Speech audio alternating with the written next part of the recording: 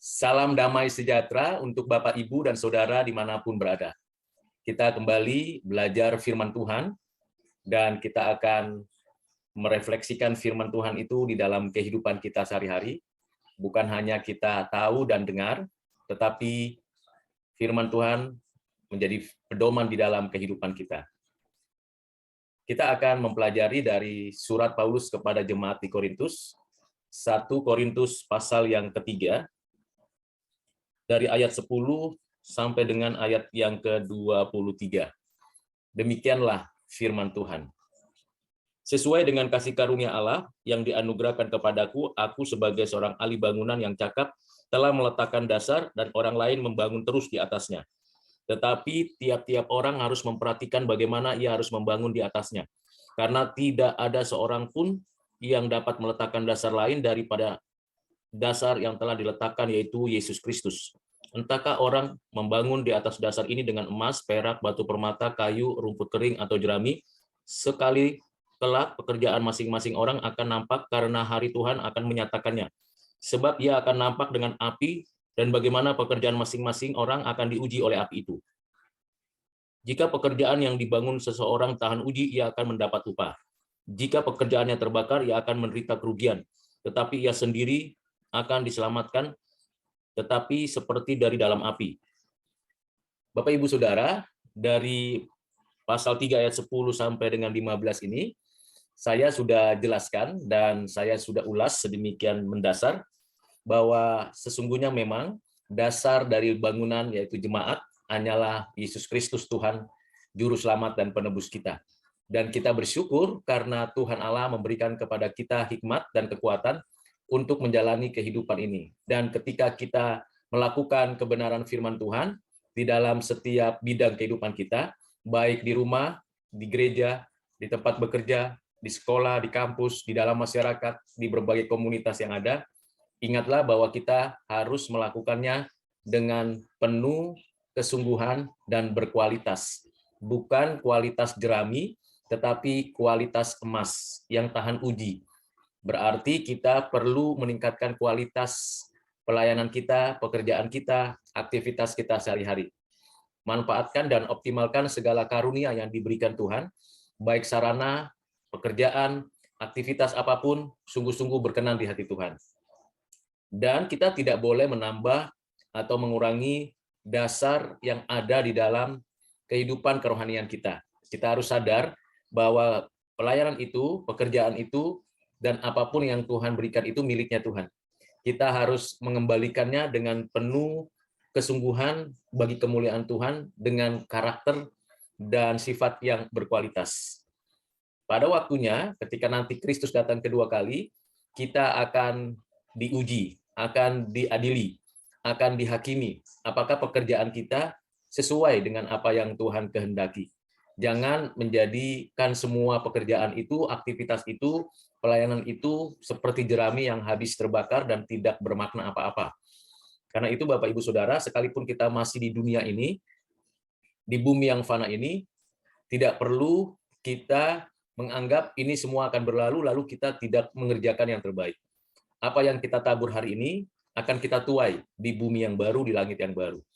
Karena itu, mari Bapak, Ibu, Saudara, kita tingkatkan kualitas kehidupan kita dan jangan jadi sampah jerami yang sangat memalukan nama Tuhan.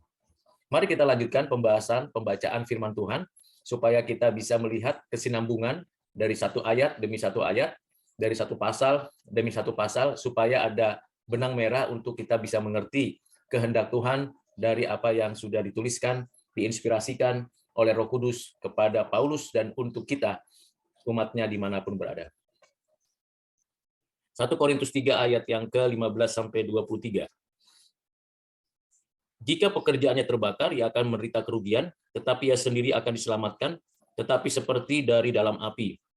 Ini menunjukkan bahwa kasih karunia Tuhan, jaminan keselamatan, dan penebusan Kristus tidak berubah bagi umat Tuhan. Hanya saja umat Tuhan yang mengerjakan tugas tanggung jawabnya seperti jerami kualitasnya, akan mengalami kerugian dan tidak mendapatkan upah apa-apa.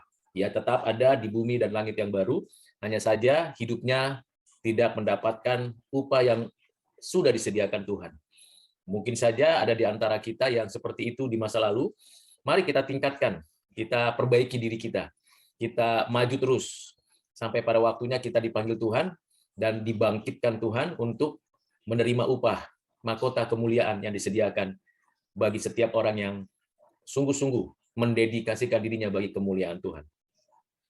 Ayat 16 sampai dengan 23 berbicara tentang diri kita masing-masing dan bagaimana kita bisa merespon dengan baik dan benar. Mari kita dengarkan dan kita baca dengan tepat sehingga kita mendapatkan pengajarannya. Tidak tahukah kamu bahwa kamu adalah bait Allah dan bahwa Roh Allah diam di dalam kamu? Jika ada orang yang membinasakan bait Allah, maka Allah akan membinasakan dia. Sebab bait Allah adalah kudus dan bait Allah itu ialah kamu. Puji Tuhan, kita ini adalah bait Allah. Pada perjanjian lama kita tahu kehadiran Tuhan dapat dinyatakan melalui mimpi, melalui penglihatan. Dalam perjanjian lama dan perjanjian baru kita tahu kehadiran Tuhan dapat dinyatakan melalui firman yang disampaikan para nabi, para rasul, murid-muridnya. Pada saat ini kita tahu bahwa Tuhan menyatakan dirinya di dalam dan melalui kita. Dalam perjanjian lama, umat Tuhan bersekutu bersama memuji Tuhan, beribadah kepada Tuhan di kemah-kemah buatannya sendiri, di tempat-tempat buatannya sendiri secara pribadi. Ada tempat-tempat yang khusus seperti yang dilakukan oleh anak-anak Adam, juga Nuh, Abraham, Ishak, Yakub, masing-masing berupaya untuk berjumpa dengan Tuhan, mengucap syukur, bersandar kepada Tuhan dengan tempat yang dikhususkan bagi Tuhan. Kemudian ada juga tempat-tempat yang sudah disediakan Tuhan, komunitas untuk beribadah bersama. Kemah suci di padang gurun yang dibuat oleh orang Israel berdasarkan petunjuk Musa. Musa membuat itu berdasarkan petunjuk Allah. Dan kemah suci yang dapat dibawa sepanjang 40 tahun di padang gurun. Untuk orang Israel, umat Tuhan ini beribadah kepada Tuhan, mendengarkan firman Tuhan, memberi persembahan kepada Tuhan. Selanjutnya, ketika mereka sudah ada di tanah Kanaan, di tanah perjanjian, di Yerusalem, Tuhan mengendaki Salomo, Raja Israel yang membuat bait Allah yang permanen, di mana orang Israel memuji Tuhan. Ada ruang pelataran, ruang kudus, ruang maha kudus, tempat di mana orang-orang Israel memuji Tuhan. Para Lewi, para imam, itu melaksanakan pelayanannya di bait Allah. Itulah historisitas daripada bait Allah, kemah suci, dan tempat-tempat di mana orang-orang percaya memuji Tuhan. Sekarang kita tahu bahwa tempel itu, tempat ibadah itu adalah diri kita. Kehadiran Tuhan di dalam dan melalui kita. Karena kita hadir bersama-sama dengan kehadiran Allah di tengah-tengah hidup kita. Immanuel, Tuhan beserta kita. Tuhan Yesus pernah mengatakan bahwa bongkar bait Allah itu dan dalam 3 hari akan dipulihkan, diperbaharui kembali. Itu maksudnya adalah dirinya sendiri. Dirinya adalah perwujudan pernyataan daripada kehadiran Tuhan. Dan dia adalah Tuhan itu sendiri, anak Allah, yang menyatakan dirinya adalah ego eimi, Tuhan dan Allah, yang menyatakan cinta kasihnya dengan sungguh-sungguh kepada manusia. Sementara itu kita yang orang percaya, yang sudah dipersatukan oleh Roh Kudus bersama dengan Kristus, dan mendapatkan penebusan keselamatan, beribadah kepada Allah, memanggil Allah bukan panggilan yang jauh, tetapi memanggil Allah dengan panggilan dekat, yaitu Bapa. Suatu ungkapan kedekatan yang sungguh luar biasa yang tidak akan dimiliki oleh orang-orang dunia. Pemilik jagat raya ini, bumi dan segala isinya, telah berkenan membuka dirinya, menyatakan dirinya sebagai Bapa kita, umat pilihannya, tebusannya. Dan kita adalah baitnya. Berarti Tuhan berbicara, berkarya di dalam dan melalui kita. Itu sebabnya Rasul Paulus memberikan kepada kita suatu penegasan bahwa kita ini bait Allah, baik tubuh maupun roh kita, seluruh keberadaan kita. Berarti kehadiran kita memancarkan kemuliaan Allah, kasih dan kebenarannya, yang seharusnya kita wujudkan dalam perkataan, sikap, dan tindakan yang nyata-nyata di dalam hidup kita. Mari Bapak Ibu Saudara, kita menunjukkan itu dalam keseharian kita. Dan kalau ada orang yang meremehkan, melecehkan, menghina, bahkan menista bait Allah, yaitu kita umatnya, maka ia sendiri akan berhadapan dengan Tuhan Allah, pemilik dari diri kita. Yang mana Tuhan pada diri kita itu menyatakan kehadirannya. Karena itu kita harus sadar betul, karena kita ini bait Allah, Allah diam di dalam kita, Itu artinya Tuhan beserta dengan kita, Tuhan tinggal di dalam diri kita menyatakan kemuliaannya. Kalau ada orang yang ingin membinasakan bait Allah, maka Allah akan membinasakan dia.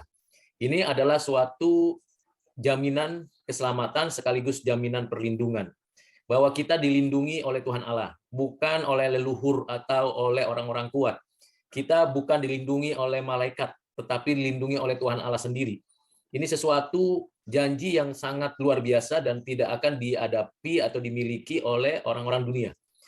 Mungkin banyak orang-orang dunia yang memiliki perlindungan dari kuasa gelap, leluhur, atau orang-orang kuat. Itu yang terjadi. Dan manusia mencari perlindungan dari sana. Tetapi kita, orang percaya, dijamin oleh Tuhan. Kalaupun misalnya ada orang yang ingin menganiaya sampai orang Kristen, orang percaya itu mengalami kematian, ketahuilah bahwa mereka hanya bisa membunuh tubuh yang fana ini, tetapi tidak bisa membunuh jiwa. Kenapa? Karena jiwa itu bersifat kekal, dan kita akhirnya mendapatkan tubuh kemuliaan. Sementara mereka yang melakukan kejahatan itu, orang-orang jahat itu akan mendapatkan kebinasaan. Dan selama-lamanya berada dalam penghukuman Tuhan. Bukan hanya di bumi ini saja dihukum, dan juga di bumi yang akan datang. Mereka akan mengalami kesengsaraan untuk selama-lamanya. Nampaknya beragama, nampaknya membela nama Tuhan, tetapi sesungguhnya mereka sedang melakukan kejahatan di hadapan Tuhan. Karena itu Bapak Ibu Saudara, kita lanjutkan ayat 18-23. Demikian firman Tuhan, jangan ada orang yang menipu dirinya sendiri. Jika ada di antara kamu yang menyangka dirinya berhikmat menurut dunia ini, biarlah ia menjadi bodoh supaya ia berhikmat. Karena hikmat dunia ini adalah kebodohan bagi Allah, sebab ada tertulis, ia yang menangkap orang berhikmat dalam kecerdikannya. Dan di tempat lain, Tuhan mengetahui rancangan-rancangan orang berhikmat, sesungguhnya semuanya sia-sia belaka. Karena itu janganlah ada orang yang memegahkan dirinya atas manusia, sebab segala sesuatu adalah milikmu, baik Paulus, Apolos, maupun Kepas, baik dunia hidup maupun mati, baik waktu sekarang maupun waktu yang akan datang, semuanya kamu punya, tetapi kamu adalah milik Kristus, dan Kristus adalah milik Allah. Jadi di sini jelas sekali bahwa kita tidak boleh sombong dan angkuh. Hikmat yang kita terima itu terbatas. Terbatas, dibatasi oleh diri kita yang ada batas umurnya, ada batas jangkauannya. Kita hanya tahu dari apa yang kita amati. Kita hanya mengerti dari apa yang kita bisa pikirkan. Tetapi sesungguhnya apa yang ditanamkan Tuhan, diletakkan Tuhan di alam semesta ini begitu limpah. Adalah kebodohan kalau menganggap diri seseorang itu tahu semuanya. Tidak mungkin ada orang yang tahu semuanya. Bahkan dari apa yang dia tahu pun belum tentu tahu seutuhnya, sedalam-dalamnya. Misalnya saja, saya tahu Alkitab, saya membaca firman Tuhan ini. Tetapi saya tidak pernah tahu berapa banyak orang yang pernah membaca ayat-ayat ini, berapa huruf, berapa kata, berapa kalimat yang sesungguhnya. Dan bagaimana itu bisa dilakukan, dan bagaimana itu bisa terkumpul, itu semuanya keajaiban. Kalaupun dapat saya selidiki, pertanyaan berikutnya, bagaimana saya melakukan firman Tuhan ini? Mengerjakannya satu ayat demi satu ayat. Dari situ saja kita sudah tahu bahwa kita itu terbatas. Kita itu lemah, kita itu rapuh, kita itu kurang. Karena itu bagi setiap kita yang merasa diri hebat, berhikmat, punya satu banyak persoalan, gelar, dan sebagainya, bahkan menganggap diri paling cerdas, ternyata di hadapan Tuhan itu bodoh. Mengapa? Karena menganggap diri paling di antara semuanya. Padahal mereka semuanya terbatas. Jadi terbatas pada dirinya. Yang kedua, kita tahu bahwa hikmat Tuhan yang Tuhan tanamkan, pewahyuan Tuhan yang Tuhan nyatakan, kebenaran Tuhan yang Tuhan beritakan, itu melampaui kemampuan manusia untuk bisa mengertinya. Sekarang kita dapat mengerti satu bagian, tapi parcel, bagian-bagian, part-part yang lain, itu begitu limpah. Ibaratnya kita baru menemukan satu keping kebenaran, tetapi belum bisa menemukan keping-keping yang lain. Dan kalau kita sudah menemukan beberapa keping, kita juga perlu mengetahui keutuhannya, komprehensif, kelengkapannya. Sementara kita mau melakukannya, kita sudah terbatas. Kita punya kekurangan. Bagaimana mungkin seseorang bisa tahu persoalan fisik, metafisik, masalah-masalah sosial yang terus mengalami perkembangan, kecuali Tuhan yang Maha Tahu. Karena itu adalah kebodohan sekali kalau dia merasa diri paling di antara semua manusia. Bahkan kalau dia mengatakan bahwa dia orang berhikmat, dan mereka menggunakan hikmat dunia dengan imajinasi-imajinasi liar yang tidak bertanggung jawab. Bahkan semua menurut Tuhan, rancangan manusia yang berdosa itu semua sia-sia belaka. Apa yang manusia rancang? Kesuksesan, keberhasilan, tetapi apa yang diperoleh? Kegagalan, bukan? Apa yang kita rancang itu bukan rancangan Tuhan. Seringkali rancangan kita rancangan kecelakaan yang menuju kepada kebinasaan. Seringkali kita punya rancangan hanya pada diri kita, bukan rancangan damai sejahtera. Padahal rancangan Tuhan itu rancangan damai sejahtera, rancangan yang memperdamaikan diri dengan diri, diri dengan orang lain, diri dengan alam, diri dengan Tuhan Allah. Itu rancangan Tuhan. Rancangan di mana Tuhan mengendaki kita menyatakan kebaikan, kebenaran, kesuciannya. Tetapi apa yang dilakukan manusia? Itu kesia-siaan. Mau mencapai kesuksesan, mau mengaktualisasi diri, tapi sebenarnya adalah kesia-siaan. Karena itu, Bapak Ibu Saudara, dikatakan oleh Rasul Paulus, jangan ada orang yang menipu dirinya sendiri. Ya, kita seringkali dan senangkali menipu diri sendiri. Menampilkan sesosok diri yang sebenarnya rapuh. Sama seperti saya juga rapuh. Saya menyampaikan firman Tuhan ini untuk menyatakan bahwa saya memang rapuh. Saya tidak mau menipu diri sendiri. Saya sadar saya punya kelemahan di dalam menyampaikan firman, di dalam menyatakan kebenaran Tuhan. Ya, saya ada kekurangan kelemahan. Saya tidak pandai seperti mereka yang pandai berkata-kata, mengupas dengan suatu kupasan yang luar biasa. Tetapi saya mau katakan, saya tidak mau mengandalkan diri saya. Biarlah roh Tuhan yang berbicara kepada kita. Bagaimana kita boleh mengerti firman. Dan terus meningkatkan diri dalam menggunakan firman ini untuk dapat dipakai, makin mengenal Tuhan, mengenal diri, makin mengenal diri, mengenal Tuhan. Bapak Ibu Saudara dapat melakukannya setiap saat, setiap waktu, dalam setiap aktivitas di bidang pekerjaan masing-masing, di dalam komunitas masing-masing. Mari kita berjuang untuk itu. Jadi jangan menipu diri sendiri. Kalau tidak mengerti, ya sudah tidak mengerti. Kalau kurang mengerti, belajar. Belajar beragam ilmu pengetahuan, keterampilan. Kalau memang batasannya sudah ada, ya sudah, jangan dipaksa. Jangan dianggap diri itu paling mampu, tidak. Dan kita bersyukur karena kita tidak sendirian. Ada teman, ada saudara, ada keluarga, ada kerabat, ada kolega, ada orang-orang sekitar kita yang mempunyai karunia, bakat, talenta yang lebih besar dari kita. Kita bisa bersama-sama sehingga kita bisa membangun peradaban di dalam Kristus, menciptakan kebudayaan yang berkenan di hati Tuhan di zaman ini. Di ayat berikutnya dikatakan, dan di tempat lain Tuhan mengetahui rancangan-rancangan orang berhikmat, ayat 20, sesungguhnya semuanya sia-sia belaka, ayat 21, karena itu janganlah ada orang yang memegahkan dirinya atas manusia, sebab segala sesuatu adalah milikmu. Maksudnya apa ya? Segala sesuatu milikku, segala sesuatu milik Bapak Ibu Saudara. Jadi kita itu kalau kita dikaruniakan, jadi di sini Paulus ingin mendapatkan suatu pengertian, dan kita mendapatkan pengertian itu dari Paulus bahwa apa yang kita terima itu milik kita. Tapi ketahui milik kita itu miliknya Tuhan. Jadi kita itu pinjam pakai istilahnya. Jadi kalau di dalam bangunan itu ada hak guna bangunan, nah kita ini ada hak memakai dari miliknya Tuhan. Nyawa kita, waktu kita, bakat kita, semua yang kita miliki itu miliknya Tuhan. Kita hanya punya hak pakai. Hak pakai itu kita gunakan untuk memuliakan Tuhan tentunya. Dan hak pakai itu sungguh harus kita pertanggungjawabkan di hadapan Tuhan. Pada waktunya nanti kan diminta pertanggungjawaban. Apa yang engkau gunakan? Waktu yang engkau pakai itu untuk siapa? Bermanfaatkah? Bersifat kekalkah? Bahkan akan dipertanyakan juga bagaimana kita menghadapi semuanya itu dengan penuh rancangan damai sejahtera. Ayat 22, baik Paulus, Apolos maupun Kefas, baik dunia hidup maupun mati, baik waktu sekarang maupun waktu yang akan datang, semuanya kamu punya. Ini bicara dua hal, yaitu tentang pemimpin maupun tentang waktu. Jadi begitu mendalam.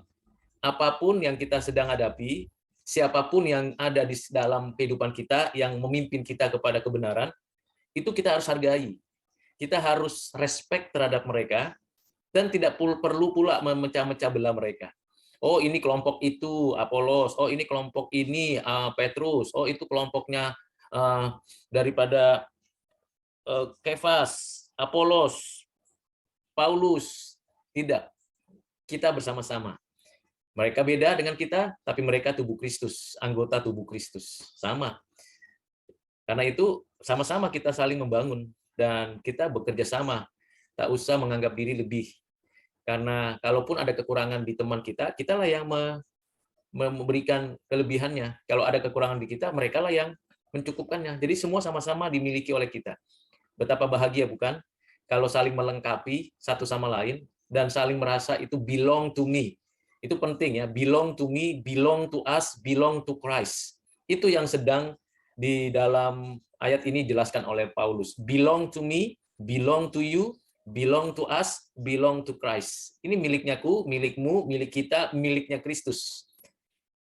Begitu juga dengan waktu yang kita gunakan. Tetapi kamu adalah milik Kristus dan Kristus adalah milik Allah. Jadi kita melihat ada urutannya, ada ordonya. Allah, Kristus, kita. Antara Kristus dan kita ada hamba-hamba Tuhan. Semuanya dari kita ke sesama kita. Jadi diri menghormati diri, diri menghormati sesama orang percaya, diri menghormati hamba-hamba Tuhan, kita menghormati hamba-hamba Tuhan, dan kita semuanya menghormati Kristus, dan di dalam Kristus kita menghormati Allah. Ini bisa disebut saling menyatakan kemuliaan. Jadi karena itu, Bapak Ibu Saudara, suatu nasihat yang mendalam, mendasar untuk menyelesaikan konflik di dalam jemaat Korintus. Jadi tidak ada lagi sekat, golongan, kelompok yang perlu ditonjolkan. Biarkan masing-masing berbeda. Jangan kita gubris dan kita risau dengan itu. Tapi juga jangan pula kita merasa mundur dan minder dengan apa yang Tuhan berikan kepada kita. Pakailah apa yang Tuhan sediakan untuk kita lakukan bagi kemuliaan Tuhan. Ingat, mereka juga bait Allah, kita juga bait Allah. Kita jemaat Tuhan, kita bangunan Allah. Kiranya pembahasan perenungan firman Tuhan ini menolong Bapak Ibu Saudara dan saya untuk sama-sama mengembangkan dan memperlengkapi diri agar nama Tuhan ditinggikan, Kristus sebagai pusatnya, sentral dalam kehidupan kita. Tuhan Yesus memberkati kita sekalian. Amin.